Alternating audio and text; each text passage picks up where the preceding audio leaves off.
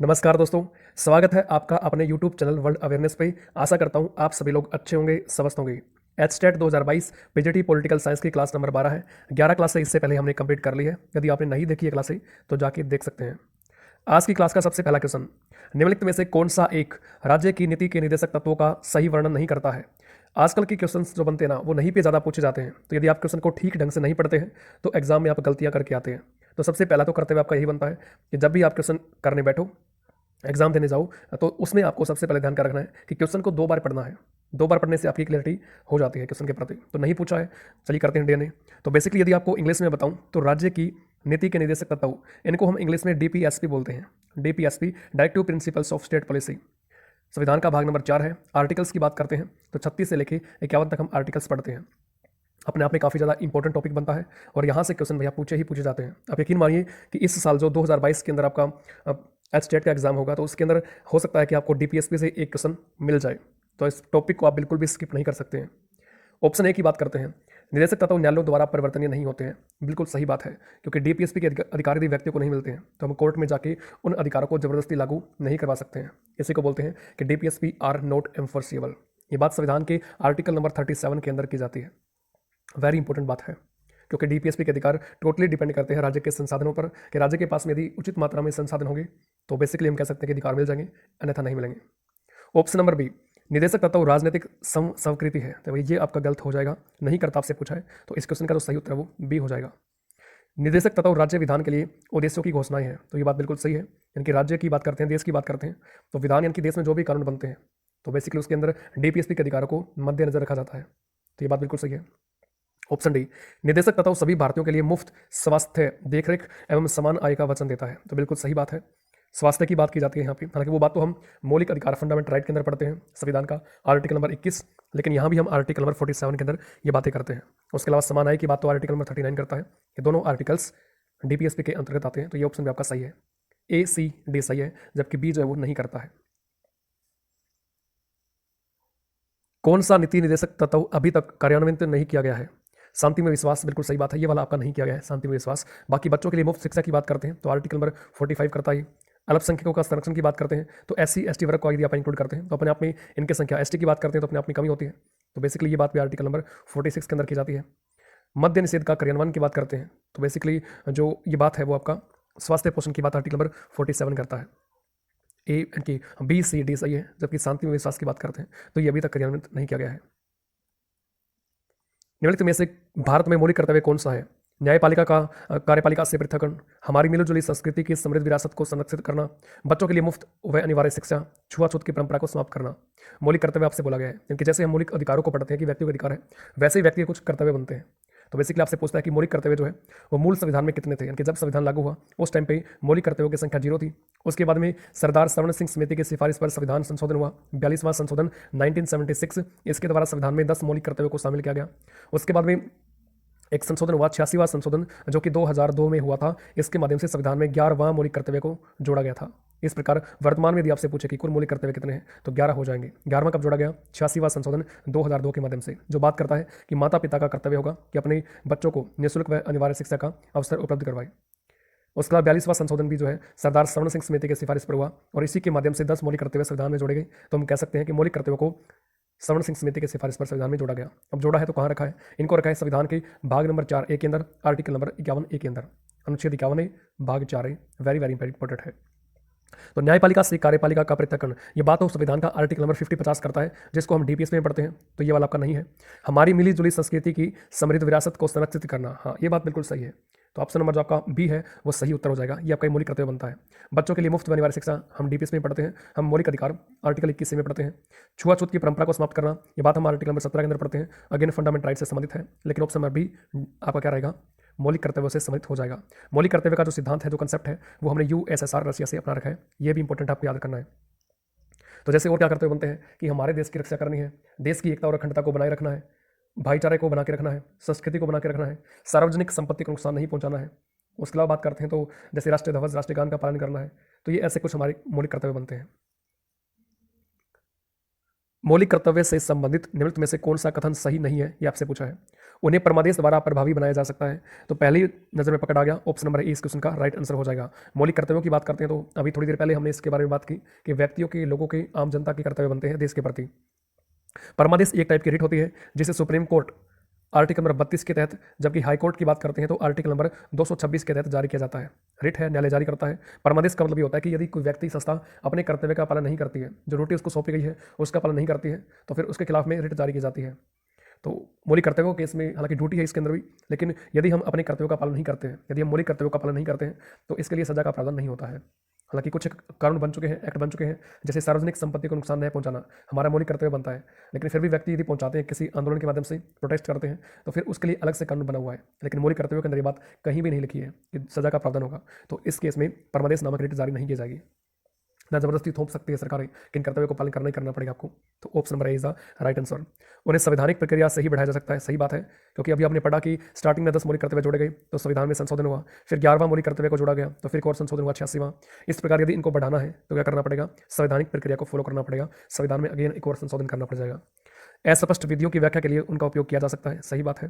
किसी विशिष्ट कर्तव्य का पालन करना संवैधानिक कानून के क्षेत्र में आता है जिसे न्यायालय निश्चित करता है, तो बिल्कुल सही बात है। कोई विशेष कर्तव्य हो तो वो आपका संवैधानिक कानून के अंतर्गत आता है।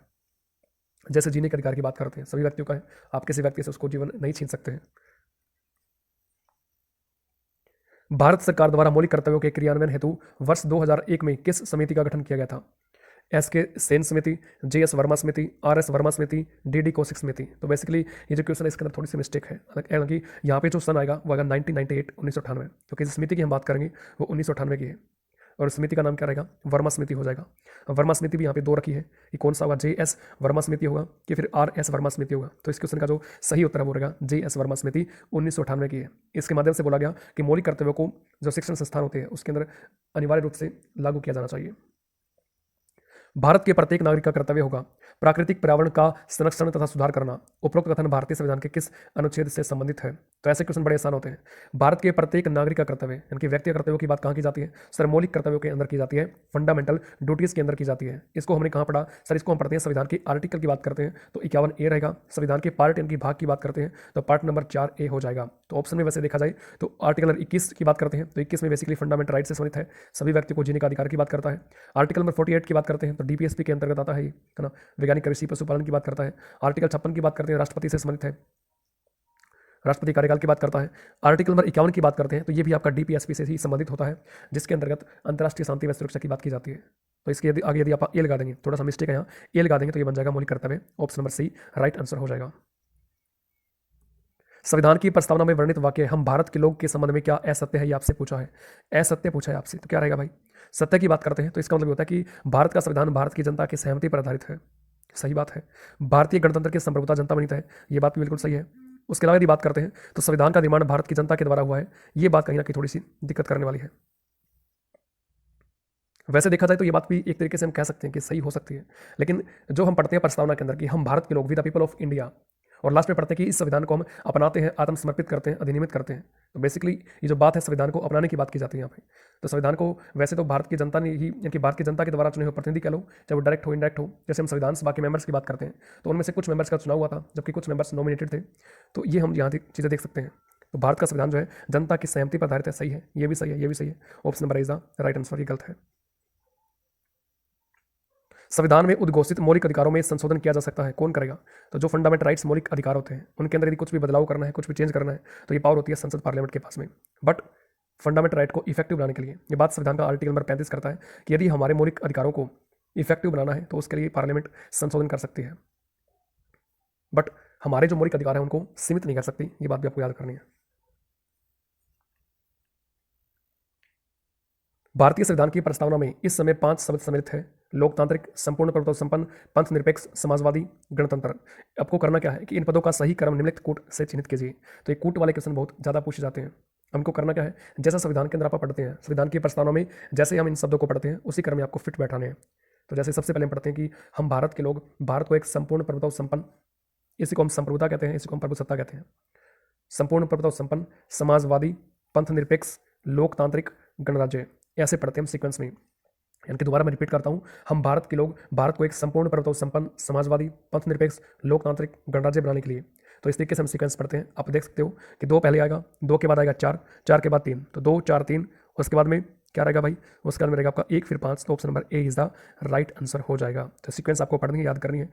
संपूर्ण प्रभुता और संपन्न की बात हम पहले कर चुके हैं। संप्रभुता इसको हम बोलते हैं, यानी कि भारत की सरकारें भारत के आंतरिक और बाह्य मामले लेने में स्वतंत्र होती है, हम किसी के अधीन काम नहीं करते हैं, संप्रभुता है हमारे पास में। समाजवादी की बात करते हैं तो भारत में लोकतांत्रिक समाजवाद है, जिसकी अवधारणा पंडित नेहरू के द्वारा, पंडित जवाहरलाल नेहरू के द्वारा दी गई थी। हम मिश्रित अर्थव्यवस्था को फॉलो करते हैं, जिसके अंदर पूंजीवाद और समाजवाद दोनों आते हैं। लोकतंत्र की बात करते हैं तो हमारे देश के अंदर जनता का शासन है, परंतु कैसा है, अप्रत्यक्ष है। तो हमारे देश में अप्रत्यक्ष लोकतंत्र है। पंथ निरपेक्ष का मतलब ये होता है कि देश के अंदर जो संविधान है, कानून है, वो किसी भी एक पर्टिकुलर धर्म को प्रमोट नहीं करता है, न देश की सरकारें किसी भी एक धर्म को प्रमोट करती है। तो इसी का मतलब होता है कि पंथ निरपेक्ष है, हम सभी धर्मों के प्रति तटस्थ हैं। गणतंत्र यानी कि जिस देश का हेड चुना हुआ होता है या फिर जिस देश में शासन वंशानुगत ना हो, उस देश को हम गणतांत्रिक देश बोलते हैं। संविधान की प्रस्तावना में भारत के लिए निम्नलिखित में से कौन से शब्द प्रयोग किए गए हैं? भारतवर्ष, भारत, इंडिया या फिर हिंदुस्तान। देखो, भारतवर्ष भी कहीं नहीं देखने को मिलता आपको, ना हिंदुस्तान देखने को मिलता है।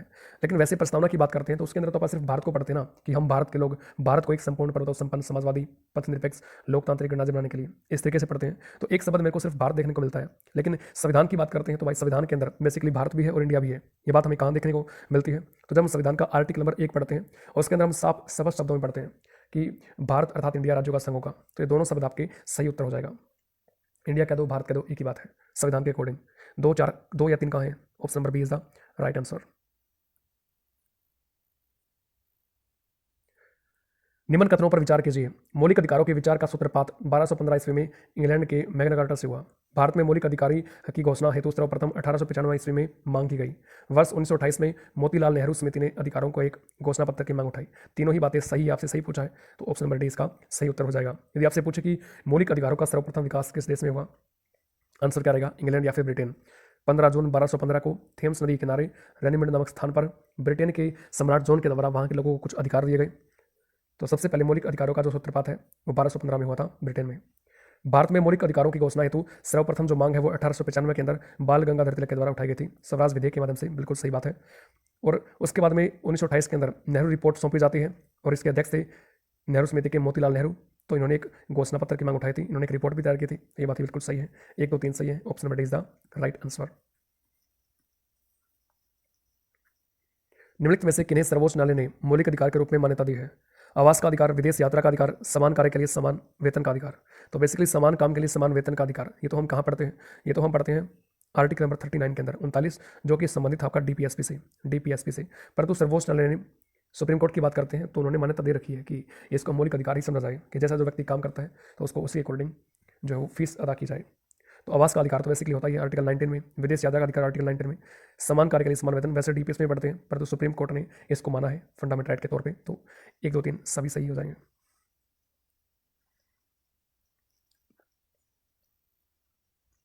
संविधान का अनुच्छेद 14 कानून के समान संरक्षण के विषय में है, जिसका अर्थ क्या होता है ये आपसे पूछा है। तो इसका जो अर्थ रहेगा वो क्या हो जाएगा, पढ़ते हैं। देखो, किसी को स्वैच्छिक रूप से जीवन से वंचित नहीं करना, तो ये बात तो हम नहीं पढ़ते हैं ना, यानी कि आर्टिकल नंबर 21 के अंदर पढ़ते हैं ये बात, तो 14 में तो नहीं आएगा। न्यायपालिका तक पहुंचने का समान अधिकार हो, सही बात है भाई। समान अपराध के लिए भिन्न अथवा उच्च दंड न दिया जाना, ये भी बात सही है। कानून के समक्ष जाति अथवा वर्ग विशेष के आदमियों का समान होना, ये बात भी सही है। तो 2 3 4 सही हो जाएगा, option number B is the right answer. क्योंकि समाज के अंदर सभी की सामाजिक और आर्थिक स्थिति बराबर नहीं होती है, तो जैसे देश के लोग की स्थिति है सामाजिक और आर्थिक, वैसे ही देश में कानून बनने चाहिए और लागू होने चाहिए। यही बात करता है कानून का समान संरक्षण। इसका कंसेप्ट हमने कहाँ से लिया है? यूएसए से अपना रखा है। इसके साथ ही आर्टिकल 14 बात करता है कानून के समक्ष समानता की, यानी कानून के सामने सभी समान है, जैसे संविधान के सामने सभी समान है। तो ये कंसेप्ट हमने कहाँ से लिया है? यदि कानून के समक्ष समानता पूछे तो ब्रिटेन से लिया है, और विधियों का या फिर कानूनों का समान संरक्षण पूछे, आंसर क्या रहेगा? यूएस से।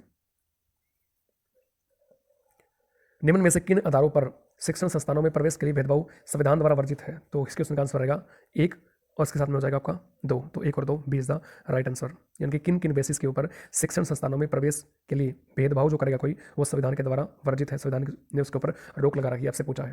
तो धर्म के आधार पर और जन्म स्थान के आधार पर, लिंग के आधार पर, जाति के आधार पर, यानी कि कुछ बेसिस दे रखे हैं आपके सामने। इन बेसिस के ऊपर किसी भी शिक्षण संस्थान के अंदर जो सरकार के द्वारा मान्यता प्राप्त है, सरकार के द्वारा संचालित है, उनके अंदर प्रवेश से वंचित नहीं किया जाएगा।